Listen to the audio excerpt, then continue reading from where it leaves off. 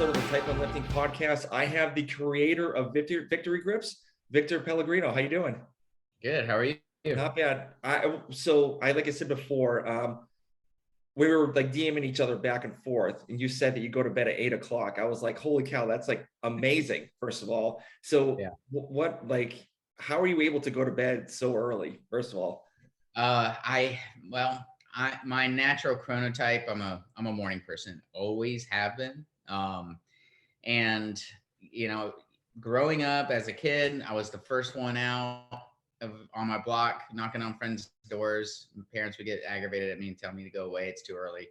Um, I was the first one to pass out of all my friends, in my teens and in college, and then unless we were out drinking, and then that's a different story.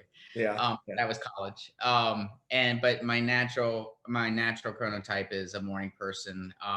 My son, he's 7. He is a natural morning person as well. Like Mm-hmm. he just naturally will wake up no matter what at around 6:15, 6:30. And we learned real quick, for us to get the best night's sleep we can is to go to bed when he goes to bed. Mm-hmm.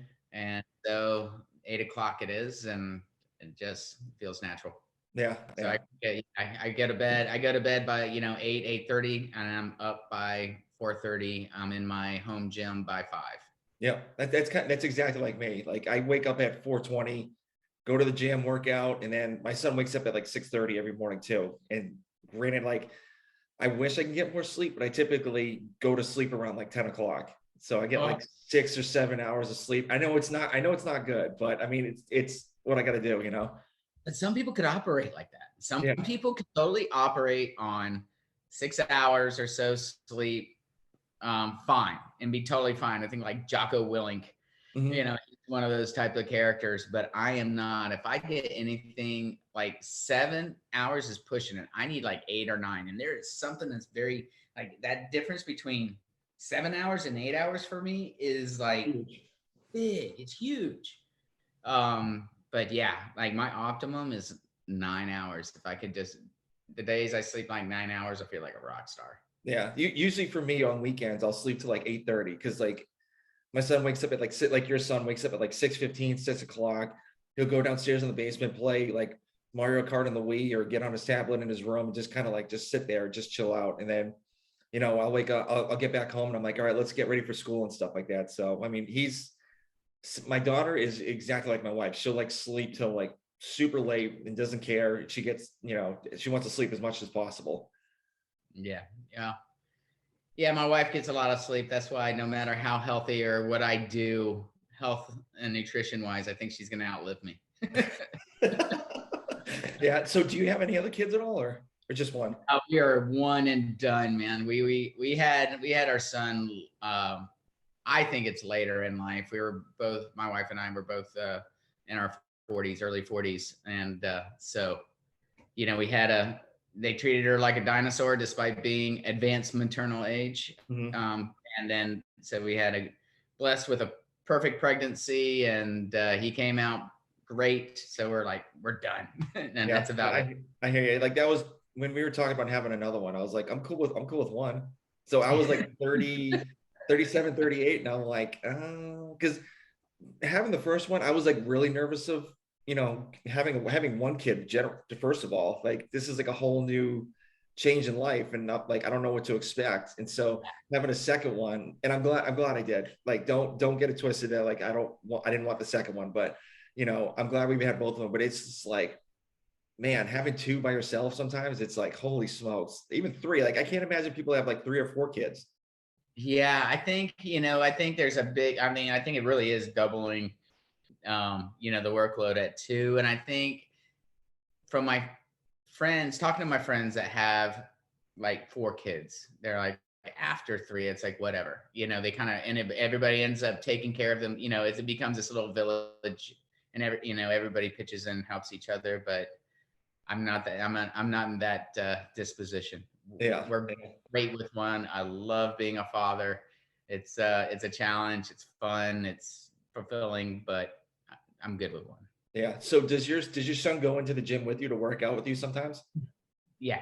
Okay. It's funny. Yeah, yeah. His name is Banks. So Banks will he'll come down and you know the little small little TheraBand, little rubber bands. Yep.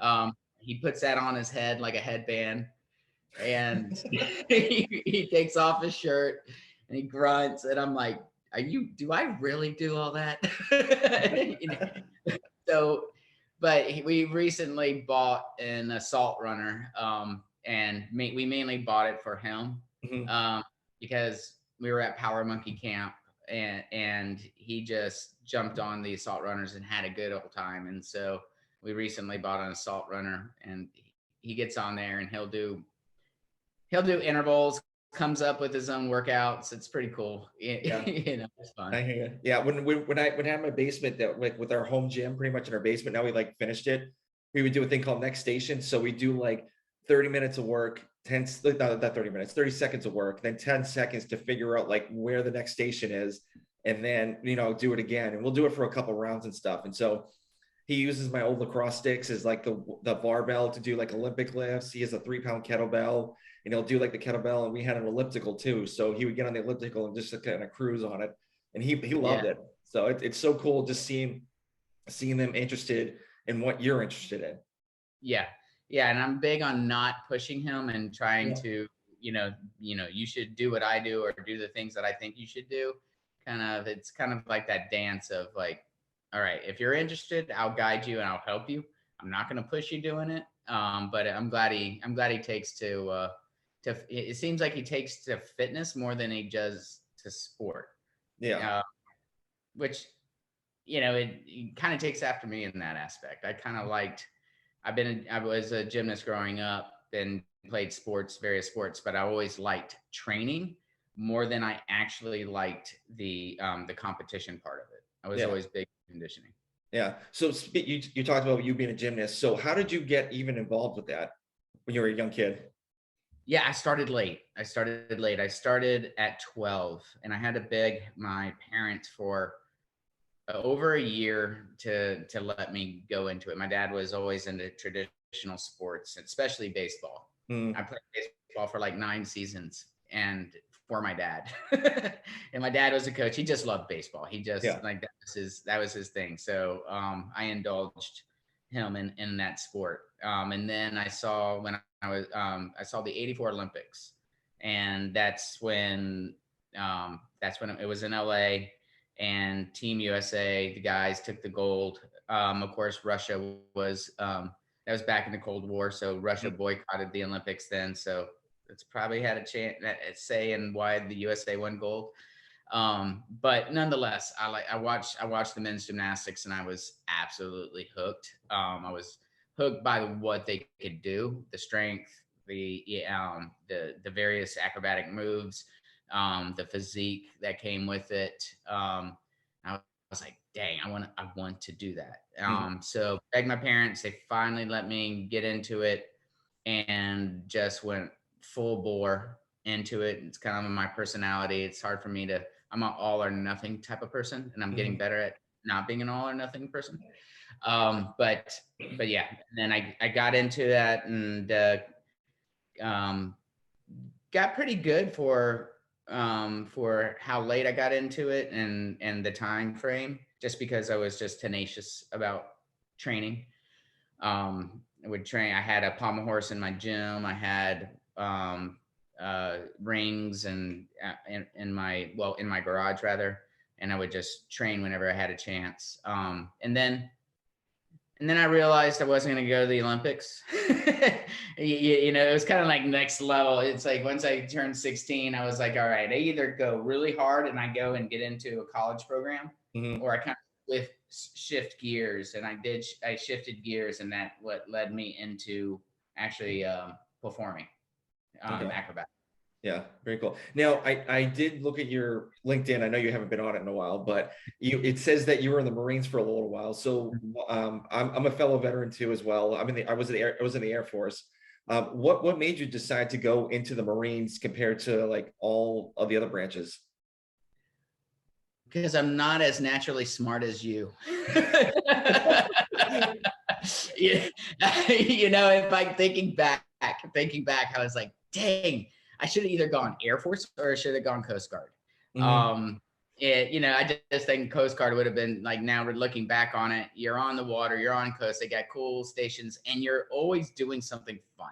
You know, you're actually, you know, and it's not necessarily, you know, you're not necessarily always getting shot at doing something fun. But in my second year of college, I was actually got into college doing cheerleading and competitive cheerleading. And I was in Miami at the time at Florida International University. Okay. And I was kind of, it was something that was always in the back of my mind. It's like, I really wanted to do the Marines, you know, so my grandfather, I'm half Italian, hence the name Pellegrino. He was a World War II vet. He was a scout, first generation Italian American, and he had great stories. A lot of stories he didn't talk about. Yeah. And he served under Patton, and God forbid you speak the name Patton in our household with him around, he'd go nuts because he got it marching through Germany because of Patton. But anyway, it was just something I always was intrigued and admired the military. I loved war movies. I liked everything about it, the discipline, the challenge, the stories, the uniforms, not to mention the uniforms. I always think the Marines still think they have the best uniforms, I think. I agree. So I was like, I'm at a point with college. It's like, I need some personal discipline. I felt like I was just not focused, and it was at the time was right. And I was like, screw it. I'm going to Recruiter and I'm signing up. And I signed up for the delayed entry program, finished out the semester that I was in, and then shipped off to Parris Island. And I was in the reserves. And I should have gone officer, but I always wanted those things. It's like, I literally wanted to earn the stripes first. And and say, okay, I was reserves, and then I could have, or enlisted, and then I could have gone officer if that's where life took me. So yeah, I was in the reserves. I was a field radio operator. I served with the 4th Air Naval Gun Liaison down in West Palm, basically called an airstrikes. And then I transferred when I wanted to go back to college. I transferred up to 8th Tanks up in Tallahassee, where I went to school at Florida State. And I actually had an injury to my wrist, and I and it was actually during the Marines. It was just like doing something, I forget, but it was probably something stupid. And my wrist kept on getting swollen, and I went to a doctor, and he just so happened to be an Army doctor, and he's like, if you want, you could get out because of this. And I'm like, all right, I did what I wanted to do. And so I got out, and then I wanted to be on the field for Division I football. So I ended up joining the cheerleading squad, get to use my acrobatics, get to be and travel with the football team, and got back into performing that way. Very cool. Yeah. So, you know, it's funny. You were talking about your military story. It's kind of like mine too. Like, I joined the reserves. I was super late doing it. I actually signed up when I was 27 into the Air Force. So I was like a year off from like not being able to be enlisted. And I had 2 degrees at the time. And I was like, I'll just go enlisted because I just feel like it's a better avenue instead of like, you know, because if I went into the reserves as an officer, I'd probably be like working at a desk doing paperwork all day. And I was like, I don't want to do that. I'd rather be in the medical side. And so I became a medical tech. And so pretty much I learned so much just being a medical tech instead of just being like sitting at a desk, like pushing papers pretty much. Yeah. And I thought about going back in. I went to law school for a year. And I think I was doing that for my dad. He was a lawyer. I freaking hated it. I was like, what the hell am I doing? But I went into law school, and I was like, man, and I was going to study entertainment law, but then I was like, if I'm going to really do this and enjoy it, I have to have a higher purpose. Mm-hmm. So I started talking to the Marines again. I had a officer recruiter. I was going to go, since I was already in law school, I was going to go through the JAG. My plan was to do, do my time as a lawyer in the military, and then maybe switch MOSs or whatever. But as life would have it, I got a call from a buddy of mine who is a well-known director in the theater industry, and he offered me a contract for a year to play Spider-Man in London. So I was like, yeah, I'm out, man. And it's kind of like how my life goes. It's like it's like a playground to me. Like I want to dabble into things, like go into things really hard. The wind shifts or things take me in a different path, and it's just kind of like this winding road of creativity and storylines, and it's pretty fun. Yeah, and so some of the shows that actually I wrote down. So you did Beauty and the Beast. I did Beauty and the Beast, yes. You did Spider-Man. You said you've done the Indiana Jones down at MGM in Florida, Yep. And then you also did Terminator 2 and Terminator 3D. Terminator 2 3D, yep, and at Universal. So I worked at both parks. I worked at Disney MGM Studios, and then Universal theme parks back in early 2000s. Okay, wow. What was that like whole scene like? It was fun. And I don't know what's on there. I also trained. I also did Don't Stop the Carnival. So Don't Stop the Carnival was originally a book by Herman Wouk, and Jimmy Buffett was a big fan of Herman in that book, and so he brought that story to the stage. I was always a big Jimmy Buffett fan growing up. It's kind of like our family's beach music growing up in Florida. And that same director, he's like, I'm actually directing the show. I know you're a big Buffett fan. Do you want an audition? I'm like, yes, I want an audition.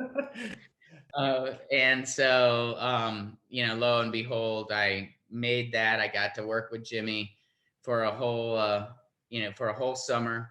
Had my first martini with Jimmy Buffett, and that was just a blast. It was absolutely amazing, to perform with him.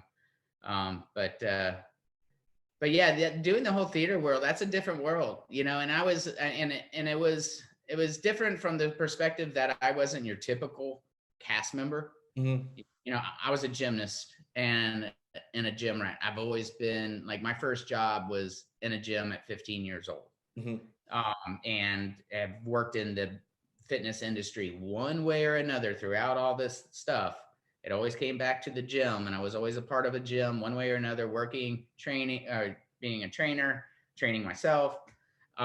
So I was kind of like this jock amongst these theater people, which was interesting, very interesting. Yeah. A minority in many different aspects, but a lot of fun. I just absolutely love the people that I performed with, and we, some of the best memories and friendships that I made and got to travel. So it was a lot of fun, and I get a kick out of being on stage. I feel like I'm a relatively shy person for the most part, but I get on stage and it's a different world. It's just so much fun. Very cool. And then one thing I saw also, so I think it said on your profile, you actually did the closing ceremonies for the Barcelona Olympics. So what were you doing, and like what was that whole scene like? Obviously, the closing part of the Olympics is like this big, huge extravaganza. Yeah. And just seeing all that, like what was your experience with that? Yeah. So again, I was and that kind of started the whole entertainment kind of mini career. I was again down in Miami, 18 years old. I was a cheerleader, like I said, with the FIU, Florida International, and then the Atlanta Committee for the Olympic Games had this big open audition. They had various auditions throughout the country, and this particular audition was in Atlanta, and they were hiring 52 dancers and gymnasts combined to do the closing ceremonies, and the whole thing, the whole show or segment of the closing ceremonies was welcoming the world to Atlanta for the 96 Olympics. Oh, okay. All right, cool. Um, so me and three other friends, two other guys that were Cuban, and my buddies, one of my buddies' girlfriend, we all traveled up. We're like, screw it, road trip, let's go. Um, and we auditioned, didn't know what the hell we were doing, trying to learn all these dance moves. And the director was like, listen, just do your best. And this director was the friend of mine. His name is David Bell. He's the guy that I became friends with, who's ended up hiring me for all these things. Okay. And so he's like, just hang in there. Just hang in there. Try to get the moves. Do what you can. You're welcome to stay and keep on trying, but we know you're gymnasts and do your thing. So we tried. We showed them what we, they knew what we showed them what we could do, gymnastics and acrobatic and stunt wise. But we stayed all day and still didn't get all the dances. Mm-hmm. But he liked our tenacity, he liked our attitude. And they picked up me and my two other buddies, not the girl, but just my two other buddies, because he liked the package of, this international feel of this like little blonde white kid and these two Cuban guys.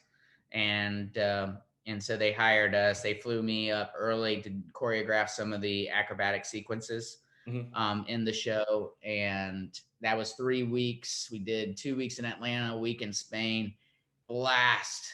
Such a freaking blast. 18 years old, just full of testosterone and stupidity and around all these beautiful dancers. And I was like, this is it. This is the life. But yeah, that was a blast. And then actually performing, being at the Olympics and then walking out on that stage and just being a part of that whole experience is next level. Absolutely next level.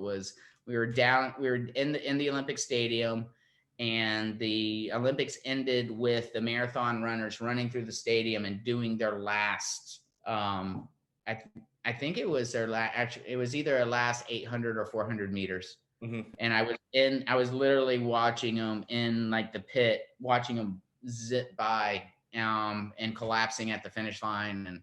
And then 10 minutes after that, I was on stage, in front of the whole world. And that was an amazing experience that I always will remember. Yeah, very cool. So what made you stop becoming like a stunt coordinator or getting in, like, still being in like the theater world? Yeah, I wouldn't say I was a stunt coordinator. I was just kind of like the stunt actor, acrobat kind of thing. Stunt coordinator is a totally different, like, they're actually putting together the stunts. So I hurt my back. In 2001, I had a spondylolisthesis. So basically the spine comes loose out of place. And mine was characterized also by what's called a pars fracture, is a little fracture inside the vertebral body in the vertebrae.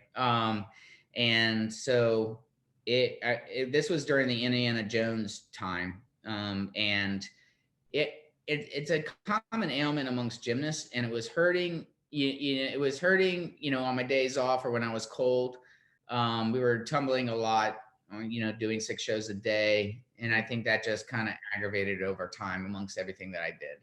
And it started hurting inside the show. And so the doctor, all right. And I was like, I got to go to a doctor. And then they, upon analysis, they're like, man, you are close to being paralyzed. Whoa.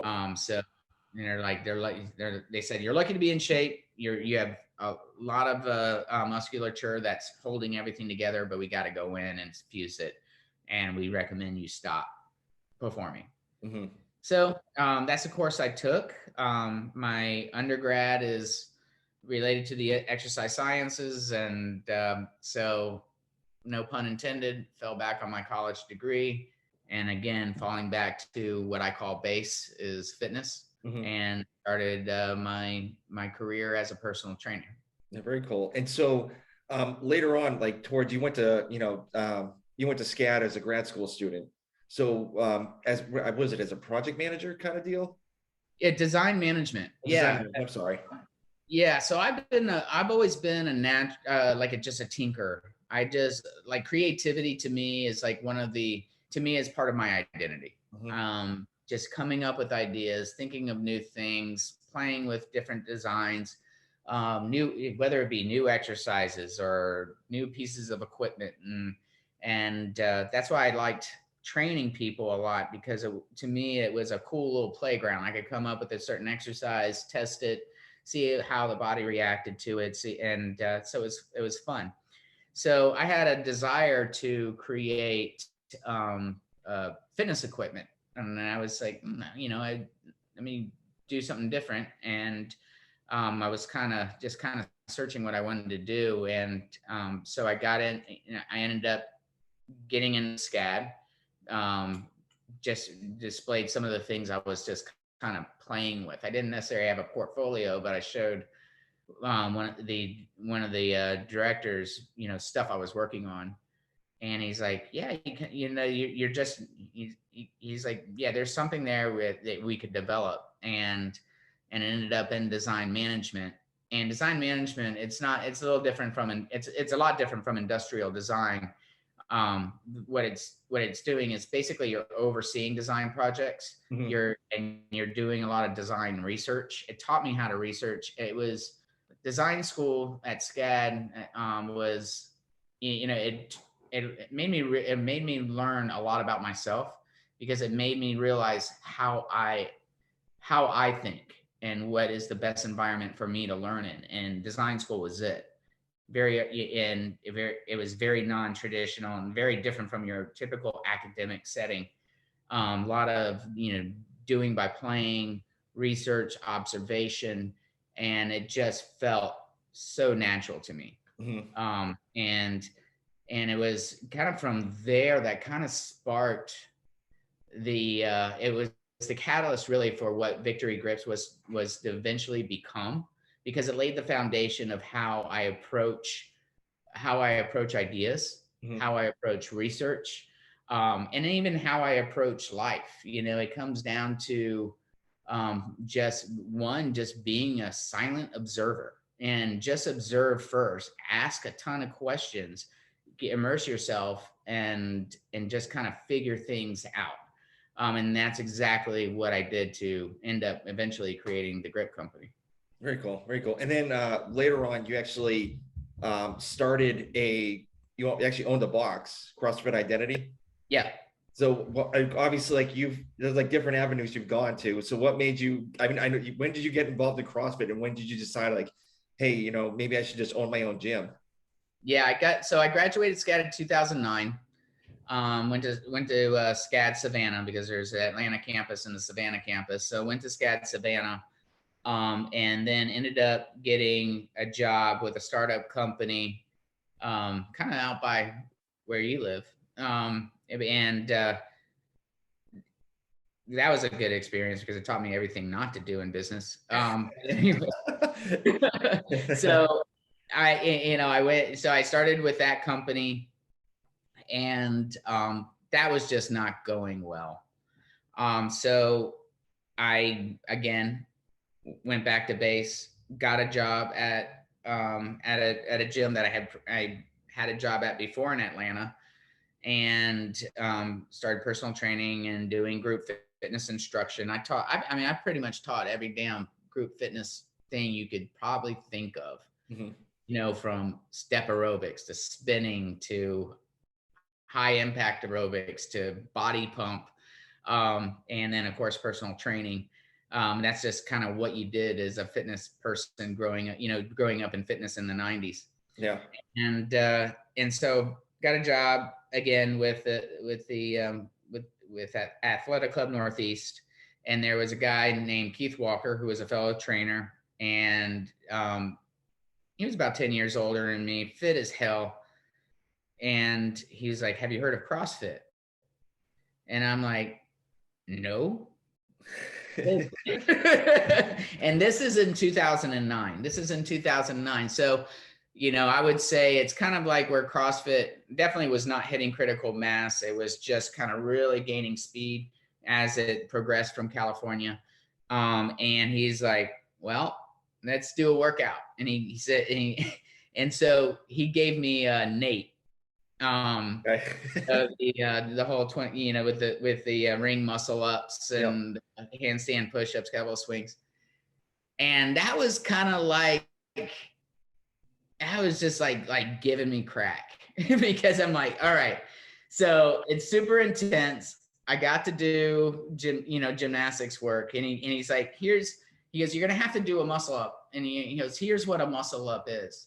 So I was like, oh yeah, it's a muscle up, and he showed me kipping muscle up, and I'm like, but muscle ups aren't kipping. Yeah. So I'm like, this is a muscle up. And he's like, yes, that's a muscle up. So like in gymnastics, because a ring muscle up is not even on the code of points. It is just a way to get from point A, which is hanging below the rings, to point B up to a support position. So you could actually start a skill that is on the code of points. So I did Nate, and I was like, holy shit, I'm going to the games. And then, and then he's like, then he put a barbell in my hands, and I'm like, I'm not going to the games. Yeah. So that was, it was really cool because, being in fitness all my life, being a gymnast, and then introduced to this methodology that was just so intriguing from a physiological and biomechanical point of view, because of all the different aspects. It was like all of a sudden there was things that I got to learn again. I got to be a beginner, and I love being a beginner. Yeah. And so learning how to do Olympic lifting, trying to build my engine, because as a gymnast, we don't have an engine when you're a gymnast. I mean, you run 72 feet to a vault, and you do like a floor routine, and that's it. It's very anaerobic. And I had no engine whatsoever. But I absolutely loved the intensity. I loved what everybody loves about it: the intensity, the camaraderie, it gave me an opportunity to compete again. And that was just a blast. And so it was I think it is a natural progression for any fitness person to end up going into CrossFit if they didn't discover CrossFit first. I just wish, I was 36 years old, and I wish I discovered it a lot earlier. Yeah, I agree. Same with me too. Yeah. So, but I got into it, but I feel it's still kind of early, in the big scheme of CrossFit and where it has become today. And so we started an affiliate in the Globo gym we were in. It was an old this athletic club had a bunch of racquetball courts, because it was built in the 80s when racquetball was huge. The thing. So we took over a racquetball court, converted it into a box. It was a true box in the whole sense of the word. And we started getting people hand over fist. We started recruiting our own clients. We started kind of training them in that methodology. And then it eventually said, okay, you are doing CrossFit. This is how you're being trained. We're starting to do group training, started getting people, more and more people coming in, and it just exploded. We took over a second racquetball court, a third, and a fourth. And then the gym was like, they started putting stipulations on us because we were making the gym a lot of money. Yeah. Yep. And so we're like, we got to get out of here. And so we ended up getting out of the gym, finding a space down in the Virginia Highlands, Emory area of Atlanta. It was more towards Emory, and started CrossFit Identity. And it started off, actually it was CrossFit Northeast Atlanta, or it was a big old long name, and we changed it to CrossFit Identity.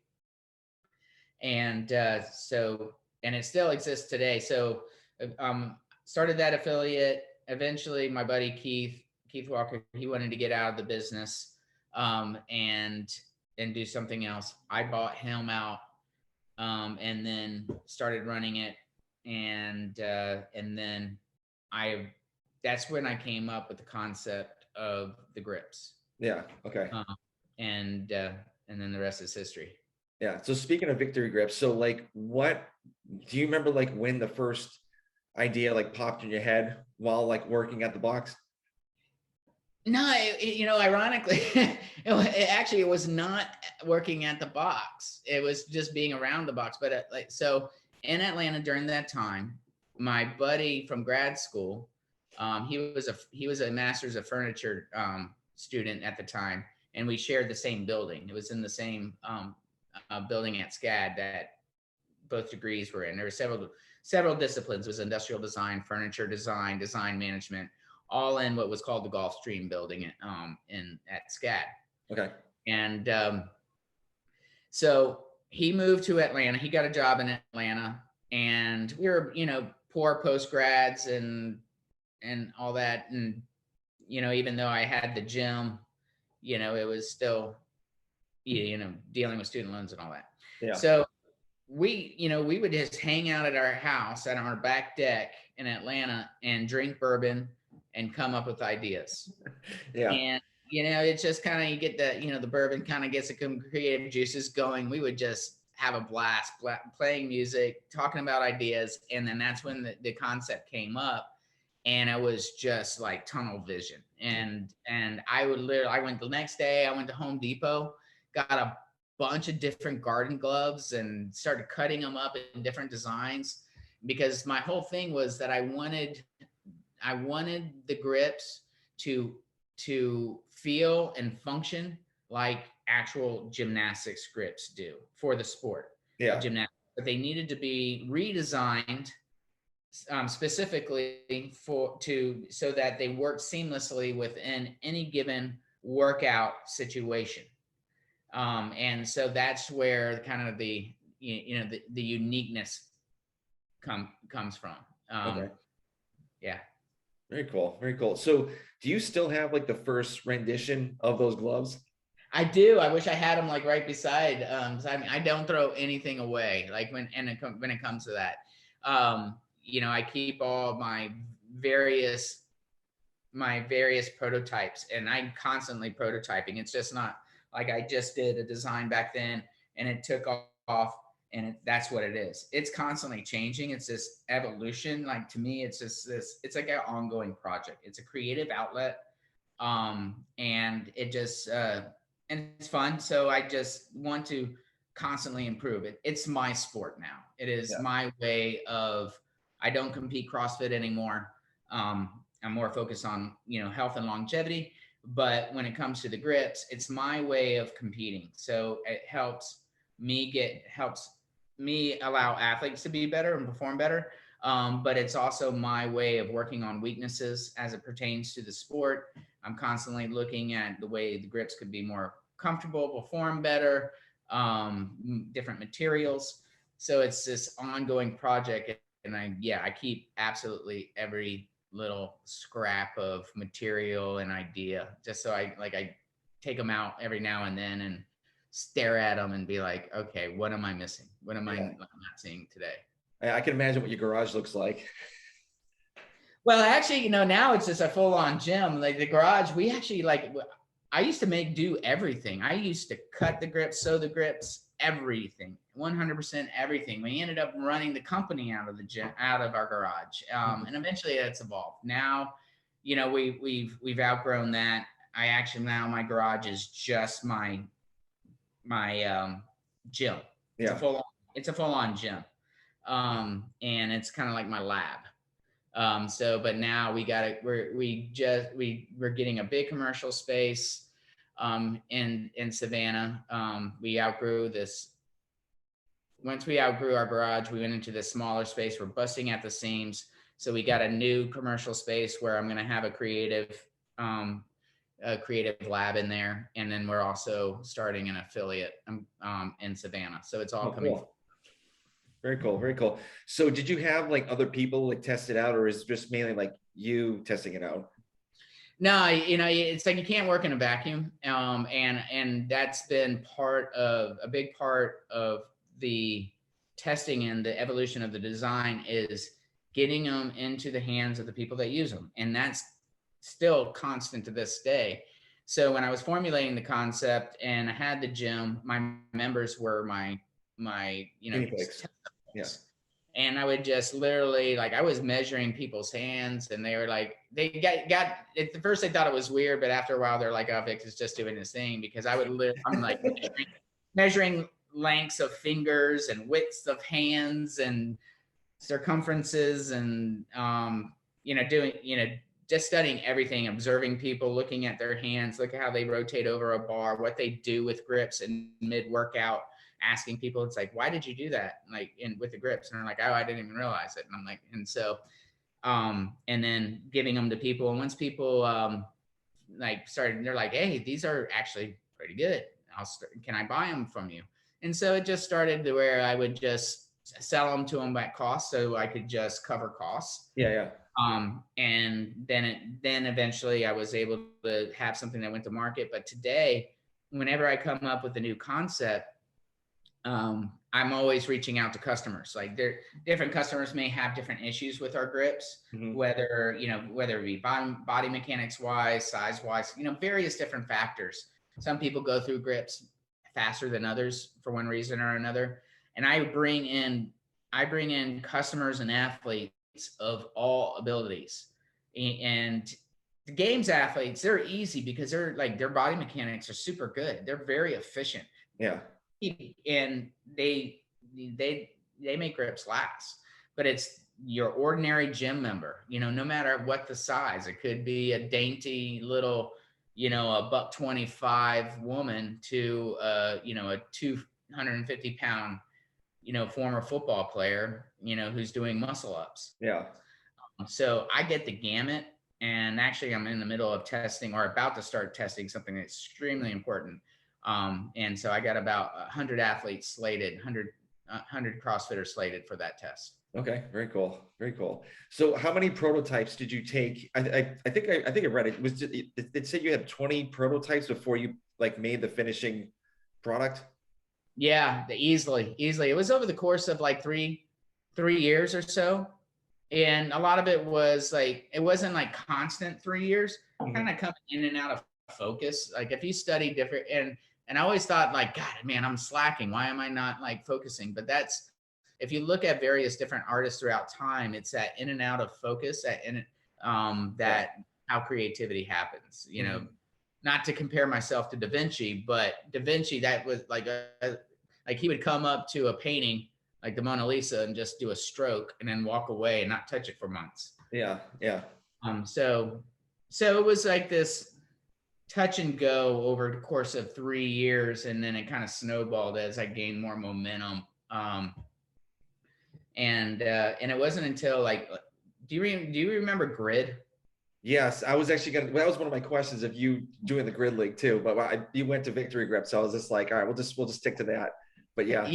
So Grid came along, and for those who don't know what Grid is, it was actually started by Tony Budding, who was the former media director. I believe that's what his name. It was like basically him, Castro, and Glassman were the faces of the company. And if you go back to the early days, like around in the 2009s, 10s or whatever, it was Tony Budding on YouTube announcing the workouts for the Open. He spun off of them and started this spectator sport called Grid. Cool concept. That's a totally different story. But anyway, they had this huge combine of around the country, and every team needed a 40 plus or master's athlete, and you could specialize. And I filled both those roles, being a gymnast and being around 40. And I ended up making the New York Rhinos and on the first year. And on the Rhinos, I was on a team with Matt Frazier, Annie Thorisdottir, Easy Muhammad, Chelsea Hughes, and then I rode the pine behind Ron Matthews, Masters athlete. And then the next season, I got picked up by the Phoenix Rise, where I was on a team with Marcus Philly, Bjork Odensdottir, Amanda Goodman, Blaine McConnell, who's now an Olympian in the bobsledding. And so that allowed me to take my specialties and also my age, and allowed me to be around these games athletes. Yeah. It allowed the venue to be in something that I wouldn't have in any other normal CrossFit circumstance been able to do. And I did it with the back of my mind. Well, one, I wanted to compete, and I thought this was a fun opportunity. It'd be a cool, cool story. But also in the back of my mind is like, this is a great way to test the grips. Yeah. And so because of that experience, like, Annie uses our grips, and Thorstar still uses our grips. And Marcus is one of our athletes. A long time, like we have a cool partnership with Marcus. Easy is, Easy Muhammad. He's still a good friend, and we work together on various projects. So that kind of really made things take off. What really made the grips take off, and it was just really serendipitous because my grips sweep around the pinky side of the hand for false grip protection. So in 2016, Castro announced that they're going to have strict muscle ups in the regionals. Yep. That couldn't have been a better situation, because that's what's one of the aspects that makes our grips unique. We have 8 patents on our grips, but that was one of the aspects of it. And Emily Bridgers, who was competing at the time, multi-time games athlete, lived in Atlanta, and I knew her from the Atlanta CrossFit scene. And I texted her and I was like, Emily, I know you don't wear grips, but I got, I saw your post. She posted her wrists were all jacked up from strict muscle up work. And I'm like, I'm coming over to your gym. Check these out. And she was a gym dog. She was She's a Georgia Bulldog gymnast. Yeah, exactly. And she didn't wear grips because there was nothing out there that she liked. And then she put my grips on. She goes, oh, wow. These actually feel like my gymnastics grips. And I was like, exactly. So, she's just a gracious, awesome person. I love her to death. And she posted, and once she posted, that made me realize the power of social media. Boom, it took off. I was like, holy shit. And we were just like, my wife and I were like, holy cow. We just did $1,000 in sales in one day. And, so, and so that really kind of between Grid, Emily, all these interesting serendipitous aspects, that's when it really helped us get onto the scene. Very cool. Yeah. And so I know, I think, to be honest with you, I think your Victory grips are like one of the top, are the top grips in the market, because I've tested a lot of them, and I've tested Victory grips, and I like them. I'm a big fan of them, even though right now I'm wearing Bear Clawplex ones. So, but don't hate me. So, but yeah, so I know you said you were talking about like something in your pipeline. So can you talk about it at all, or do you want to hold off on that? Well, yeah, I could allude to it. It's a new material. There might be some new design aspects, but it's, to me, it's I'm always pushing it and learning from it. And I've been working with a company here in the United States that does materials, and we've just been like the same group of people that help me with our tactical material, but we're improving upon that. So it's basically going to be like a new version of the tactical, okay, but better. Okay, and cool. It's about where I want to go with it right yet, but I can tell you, it's going to be higher performing. It's going to be more comfortable. It's going to be more durable. So to me, it's a very important project, because, my whole aspiration is creating the quintessential grip, and that's in design and material. So I just focus on me. Even though, why are you wearing Bear Complex, man? What's up with that? I just got off of Amazon, to be honest with you. So it was there. So we don't sell on Amazon. One of the things is like, it's like I want to be like the Ferrari of grips, not necessarily the most sold, but the most sought after. And that's what I do. We don't sell on Amazon for various reasons, and a lot of it has to do with controlling our brand and our education. I'm big on education. And so I'm just like, to me, it's just not something I just want to throw out there and that people will rip real easily and all that. Like um, I have a lot of big standards when it comes to the grips and how they are, perform and the longevity of them. And I'm constantly, learning from it. I don't necessarily ever care what competitors are doing. It's kind of like trying to do a workout and you're always kind of looking at competition instead of focusing on yourself. Yeah.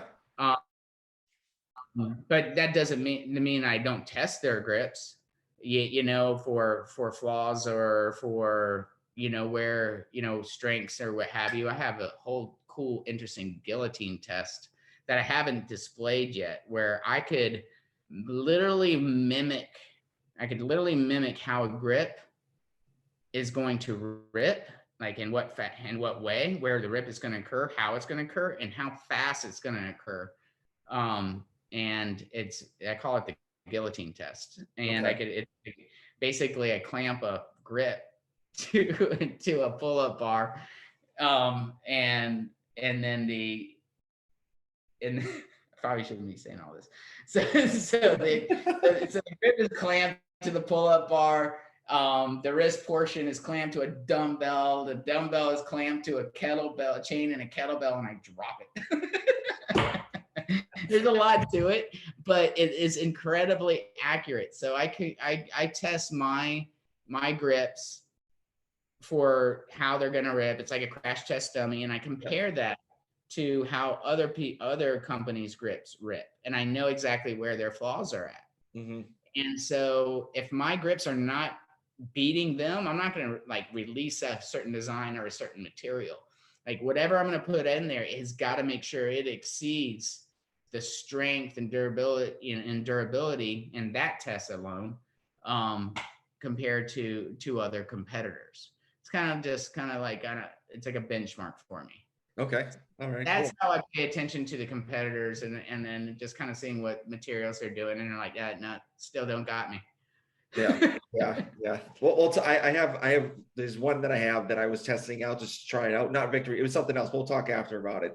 But, all right, cool. So we're getting close to the end. So, just a couple fire questions at you. So do you have any other goal? I know you said you have like a new grip coming out.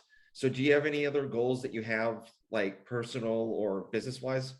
We're starting in a CrossFit affiliate, No. Victory Gym in Savannah. And then it's Victory Gym. The CrossFit name is going to be CrossFit Y'all because we're in Savannah. That's awesome. That is so cool. Yeah. So that's hopefully opening up May or June of this year. Okay. How big is it going to be? It's a 7,000 square foot building. Okay. So we're in construction right now. It's in downtown Savannah, and we're also going to be a chapter of Easy Muhammad's Project Onyx. Okay. So we're going to be working with kids of color in the Savannah area, empowering them through fitness. So I'm super excited about that. It's something that's very dear to my heart. So yeah, the gym, Project Onyx, that's the two business goals right now. Okay, very cool. So do you have a favorite book you like to read or give out as a gift to people? Oh, yeah. Meditations of Marcus Aurelius. Okay. Yeah, or Obstacle is the Way is another one. Yeah. Oh, another business goal we got coming up is we're starting Victory Gymnastics. Oh, very cool. So is it kind of like I'm not sure. Is it kind of like Power Monkey? No, we're gonna be designing grips for the actual sport of gymnastics. Oh, very cool. Awesome. Teaming up with, I got a buddy of mine who's an Olympian, and we're very close. We're hoping to launch that in Q3. Okay. So hopefully I'm going to be the first grip company that is in both the Olympics, on the gymnastics Olympic stage, and then on the CrossFit game side. Oh, very cool. That's awesome. Yeah, Yeah. that's really cool. Okay. So, what would you tell somebody that's trying to get into the grip space, like what, or even like making a product or like something, what to expect throughout the whole, life cycle of it?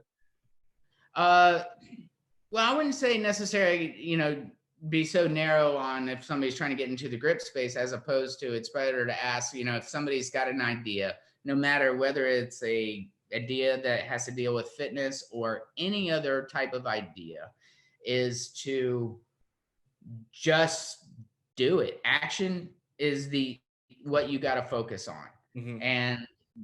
and just be tenacious at it. Keep at it no matter what, and enjoy it for the love of just creativity. If something comes of it, it comes of it. Don't look at it. I never looked at the grip company and being like, this is going to be the way I support my family. Hmm. I never looked at it that way. I looked at it like, this is a fun idea. This is pretty cool. I get to do this, and oh wow, I'm starting to, it snowballs from there, and you get those small victories. But do it just for the love of it, but stick with it. If you like it enough, just keep on playing with it. Come back to it, go back and forth, but just don't give up on it. Yeah, very cool. Okay. So, let's just say, you're on like, your last day of life in the world, and, you have people talking to you, and one of the questions they ask is, how do you want people to recognize you after you leave? I would say that it's kind of like it kind of alludes to how I have all this, like this almost this little eclectic life of doing all these various different things. And I hope that somebody could look at my story and be like, this is, I don't have to be, you don't have to be pigeonholed Yeah. into any one particular identity. And you can change your identity or your life or your what you do on a, as you see fit. If Mhm. it's a story, life is this evolving story. And it doesn't have to be, and it's not linear. So I think if somebody looked back at my life and be like, yeah, I'm gonna do that just because I can. Mhm. And so hopefully I could be an inspiration in that aspect. Yeah. Very cool. Very cool. I'm a big fan of Screw It, Just Do It. So there's a book by Richard Branson called Screw It, Just Do It. And so Uh-huh. that's pretty much how I started, type one lifting. I was like holding it back, and I'm like, oh, maybe I'm not ready to start it up yet. And then I'm like, what, screw it. Just put a couple shirts out and people buy it. If they don't, whatever. Just do it. I don't know why I never heard of that, because he's a great entrepreneur and an inspiration to me, but absolutely 100% right. Screw it, just do it. I mean, it's like if you don't like your job, just fucking quit. Yeah. Something else. Yeah. If one thing I've always said, if I retire, like if I ever do want to do anything else, it's like I love working in the yard. And then it's like, I'm gonna go work for a damn landscape company. Hmm. I'm not afraid of heights. I'll go work for an electric company and climb poles and make pretty good money. Yeah. But yeah, screw it, just do it. It's just part of a story. Yeah, life is a story. And if you're bored, write a new chapter. Exactly. Yeah. Totally agree. Totally agree. Your Very kids cool. will love you for it. Yeah, exactly. Yeah, just like you can tell your grandkids, be like, look, I did this, this, this, and this. And then they're like, wow, this is amazing. And then tell all their friends, pretty Yeah. much. Very cool. Well, I want to thank you very much for coming on and just talking about, your, awesome, your adventure through life, and actually making it to Victory Grips and being like the top, like the echelon of grips in the CrossFit space. So I thank you for your time. I do appreciate it. Yeah, it's great talking to you.